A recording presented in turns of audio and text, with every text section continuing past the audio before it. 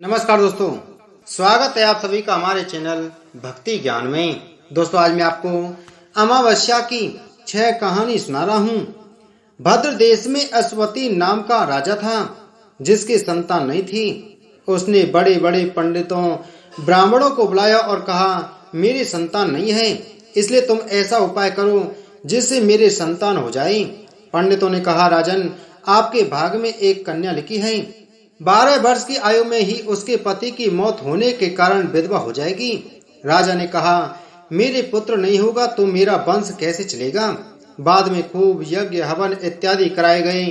जब पंडितों ने कहा, उस लड़की से पार्वती की और बड़ सायत अमावस की पूजा कराना। यज्ञ होम कराने से उसकी स्त्री गर्भवती हो गई और एक कन्या हो गई, तो उसका नाम सावित्री रखा गया। तब पंडितों ने उसकी जन्म पत्रिका देखकर कहा कि जिस दिन यह कन्या 12 वर्ष की होगी, उस दिन इसका विधवा होने का योग है, इसलिए इसे पार्वती जी और बड़ सायत अमावस की पूजा करवानी होगी। जब सावित्री बड़ी हुई तो उसका विवाह सत्यवान के साथ कर दिया। सावित्री के सास ससुर अंधे थे, जिनकी वह बहुत सेवा करती थी, और सत्यवान जंगल से लकड़ी तोड़कर लाया करता था।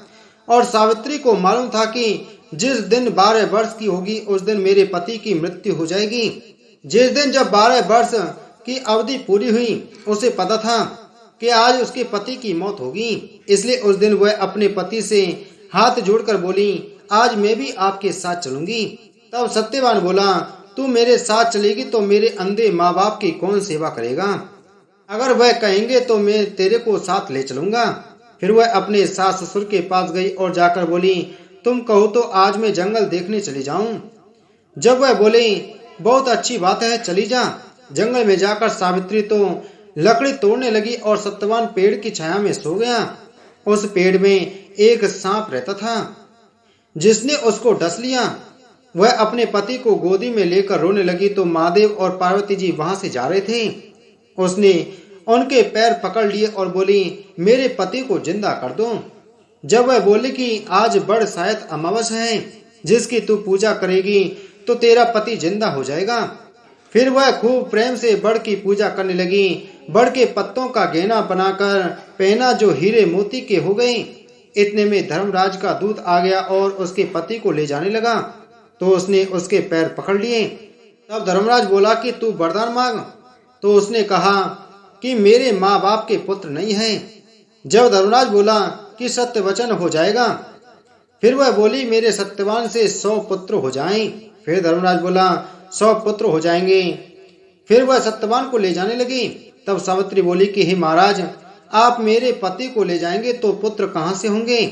फिर धर्मराज बोले, हे सती, तेरा सुहाग तो नहीं था, परंतु बड़ सायत अमावस करने से और पार्वती जी की पूजा करने से तेरा पति जीवित हो जाएगा।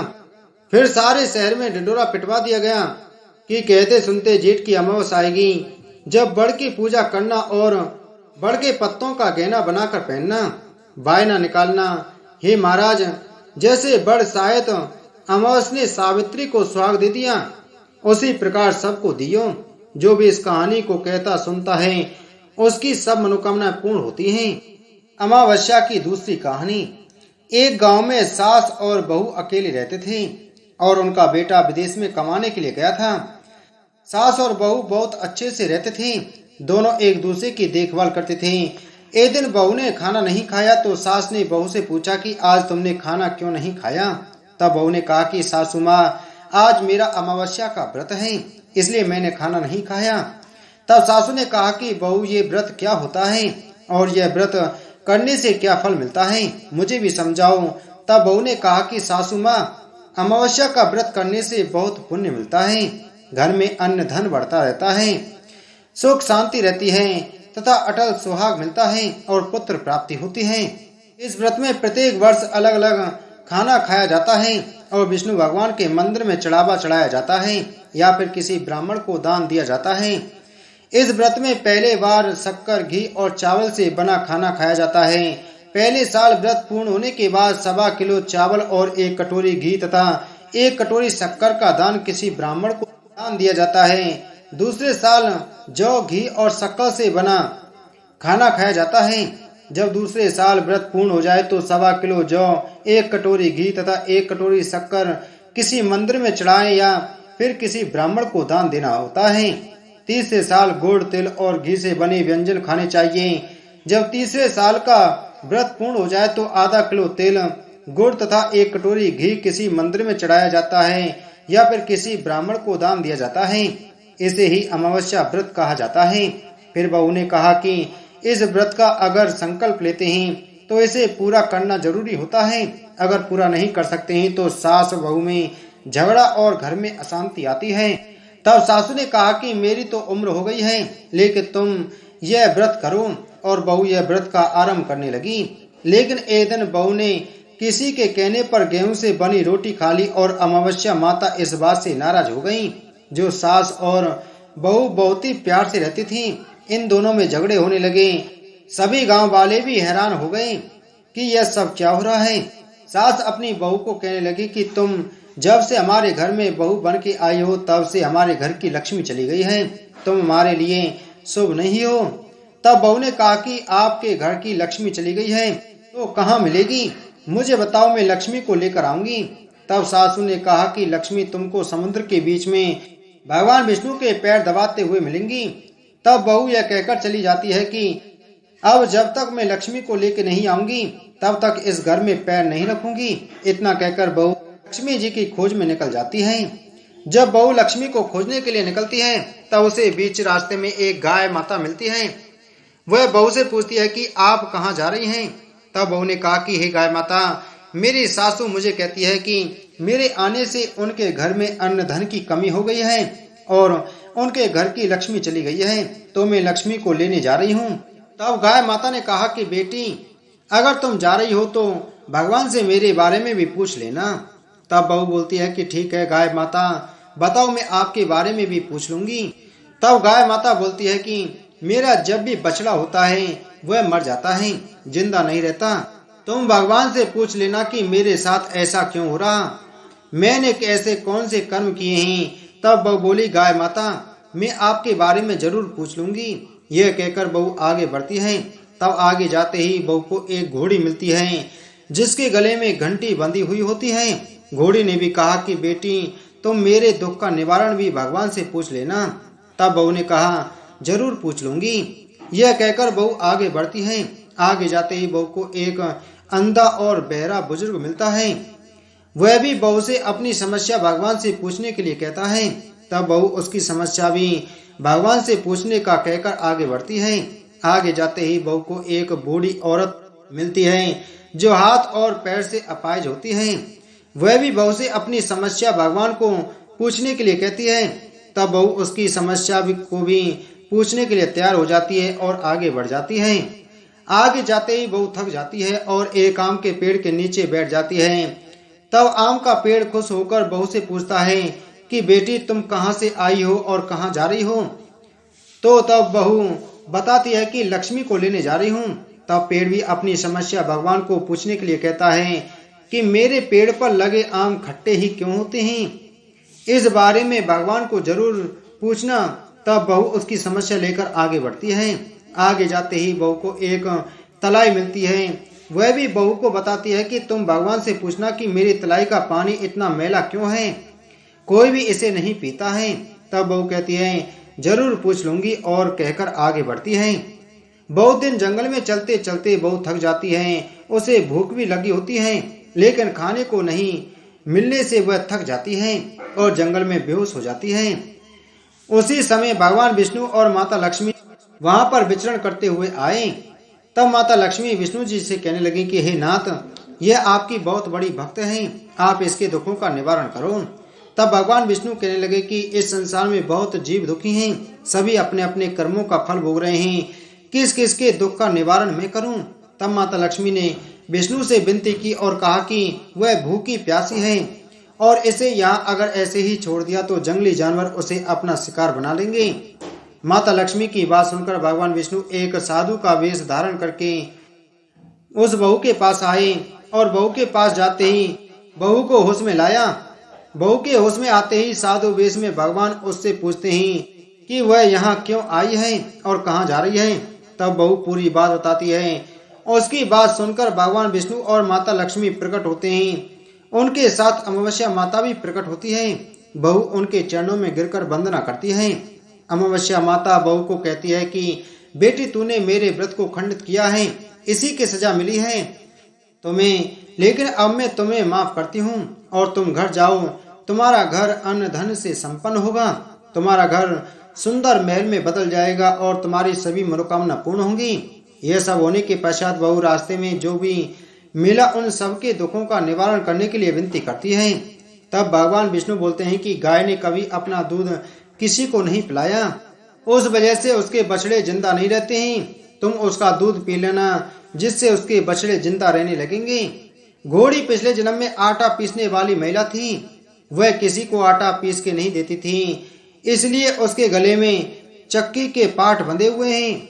तुम उसके पाठ खोल देना, वह बिल्कुल ठीक हो जाएगी। बुजुर्ग कभी भगवान के मंदिर नहीं गया और ना ही उसने कभी भगवान के भजन सुने। तुम उसको मंदिर ले जाना और दर्शन करवा देना, वह भी ठीक हो जाएगा। बुजुर्ग महिला ज्योति, उसने कभी भी अपनी जवानी में दान पुण्य नहीं किया, इसलिए उसे यह सजा मिली है। तुम उससे दान करवा देना तो उसकी विकलांगता दूर हो जाएगी। उस आम के पेड़ ने कभी किसी बच्चे को अपने आम खाने नहीं दिए, इसलिए उसके सभी आम खट्टे होते हैं। तुम उस पेड़ का आम खा लेना, फिर उस पेड़ पर मीठे आम आ जाएंगे। तलाई का पानी पिछले जन्म में देवरानी जेठानी थी। वह हमेशा झगड़ती रहती थी, इसलिए उसका पानी मैला है। तुम उसका भी पानी पी लेना, वह तलाई शुद्ध हो जाएगी। बहू ने भगवान विष्णु, माता लक्ष्मी और अमावस्या माता को नमन करके घर जाने के लिए निकलती है और रास्ते में उसे जो भी मिला उनकी सभी समस्या भगवान के कहे अनुसार दूर करती है।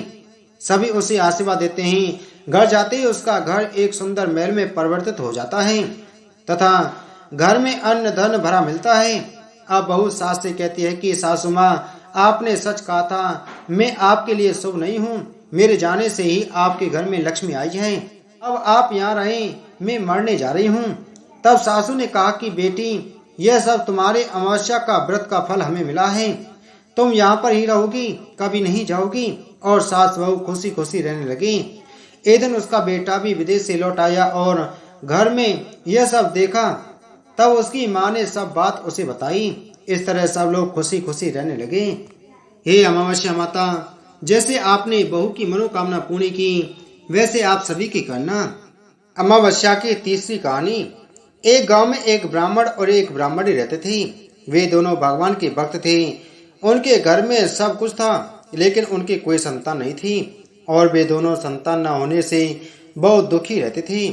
एक दिन ब्राह्मण ने ब्राह्मणी से वन में तपस्या करने के लिए जाने को कहा और वह ब्राह्मण भगवान पर भरोसा करके वन में चला गया।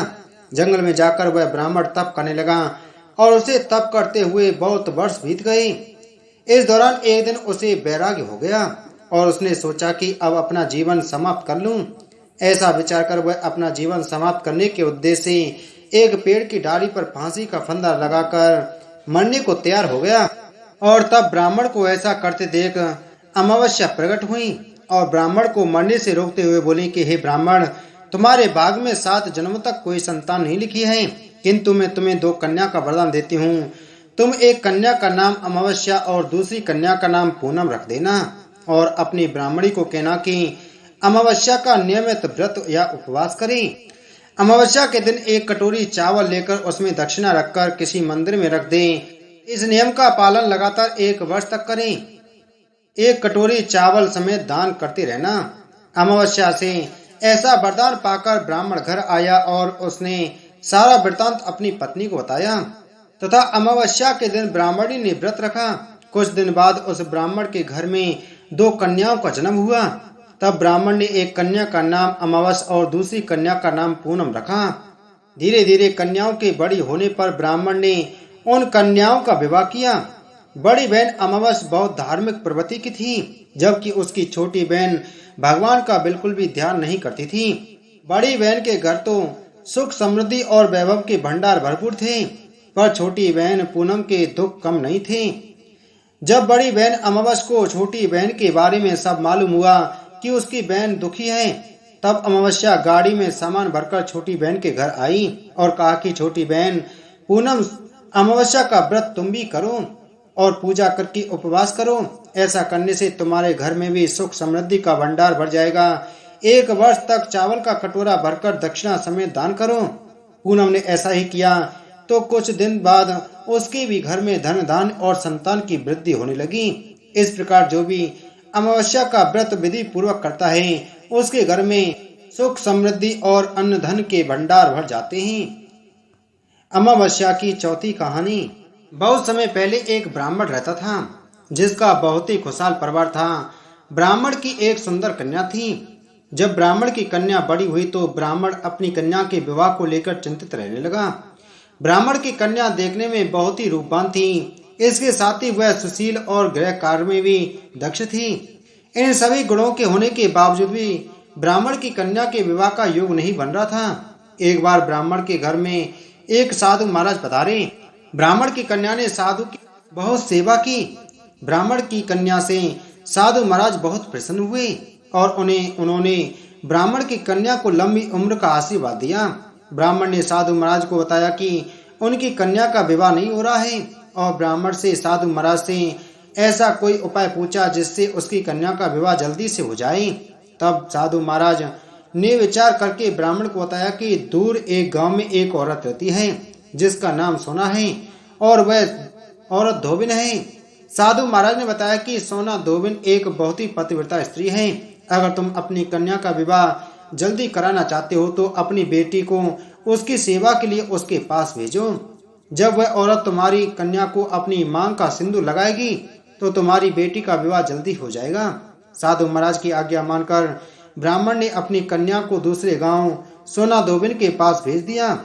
धोबिन अपने घर में अपने बेटे और बहू के साथ रहती थी। ब्राह्मण की बेटी सुबह जल्दी सोकर उठ जाती थी और सोना धोबिन के घर के सारे काम करती थी। 2-3 दिनों तक सभी कुछ ठीक चलता रहा।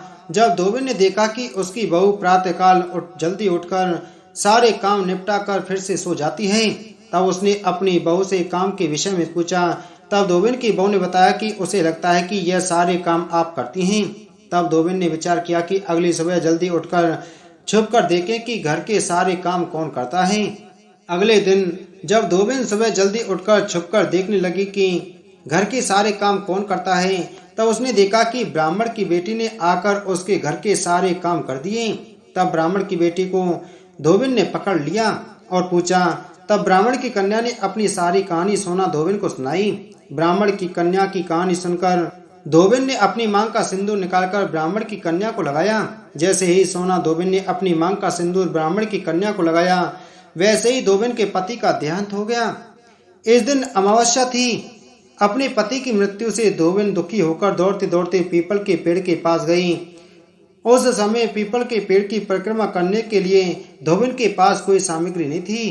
तब सोना धोबिन ने ईंट के टुकड़ों से पीपल की 108 बार प्रदक्षिणा की। प्रदक्षिणा करने के बाद धोबिन के पति के प्राण वापस आ गए।